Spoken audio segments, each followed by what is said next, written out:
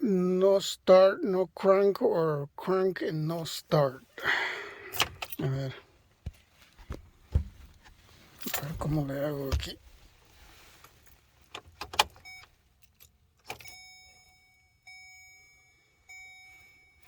Entonces ahí sale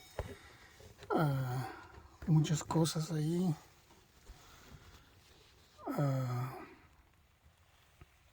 Mucha gente he visto que todo está bien. No, quizás es la batería, no sé, pero no creo que sea la batería porque hicimos un jump start y no arrancó. Voy a tratar de a ver si puedo grabar todo, cuál va a ser el problema y dar el precio, a ver cuánto me va a costar arreglar esto. So I'll see if I can give a price, how much it's going to cost me to fix this problem, because so many people has the same thing with the crank, no start, no crank or something like that.